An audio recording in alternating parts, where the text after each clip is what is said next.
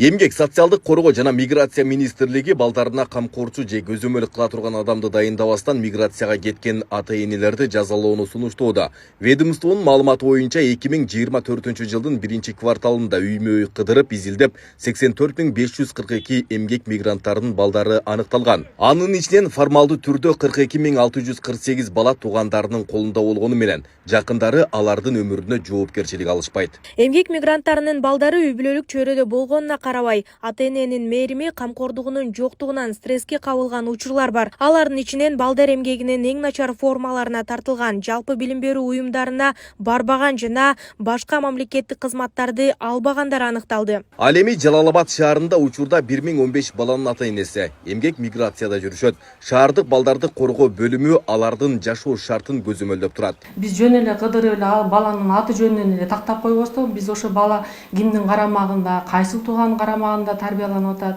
ата-энеси кайсыл жакта, ата-энеси ошо бала менен кандай мезгилде байланышып туруп атат, кайсыл мектепте окуп атат деги эле ошол ата-энеси жанагы ошо тууганына таштап кеткенде ишенип таштап атат, ошо тууганы жакшы мамиле кылып атат балага, ошол жактарын баарын тактап, актылап, анан балдардан тез ошо биздин бизде Жалал-Абад шаарында 7 аймактык башкаруу болсо, ошо 7 аймакты башкарууда атайын социалдык кызматкерлерибиз бар.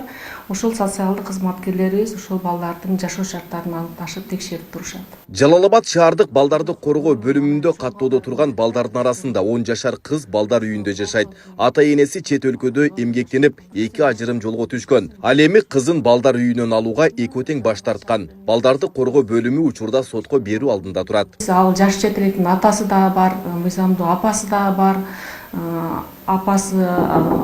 Атасынын айтуусу боюнча апасы ушул bundan 5-6 жыл мурда алыска ошо Россия Федерациясына иштегени кеткен боюнча келген эмес экен кызды таштап. Кыз ошол 3 жашынан баштап ар кандай туугандардын карамагында тарбияланган. Акыркы маалда келип бизге келип калды ал кыз. Ушундай тагдырдын немеси менен бүгүнкү күндө кыз балдар үйүндө тарбияланып атат.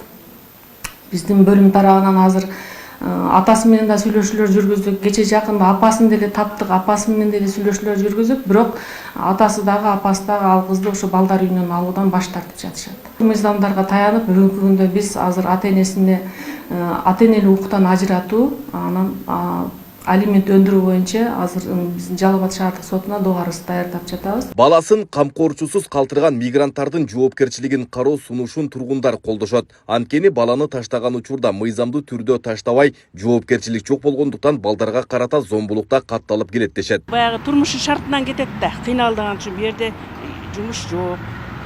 Кетет, эми бирок аларды ишеничтүү адамдарга таштап кетиш керек да. Кароосуз калган балдар ар нерсе болуп атат азыр. Мисалы тууган эмес, анан бир тууганыкына таштаса, анын аялы зомбулук көрсөтүп атат, көрүп атабыз азырларды. Балдарды таштагандан кийин ишеничтүү жерге ташташ керек да. Анан абысынына таштап, же болбосо дагы таекелериникине таштагандарды туура эмес деп ойлойм. Ишеничтүү жакшы карай турган жер болсо, айла жок иштеш керек да, жашоо өтүш керек да. Балким ал барса үй саламын деп барат, же болбосо балдарды студенттерди окутам деп барат.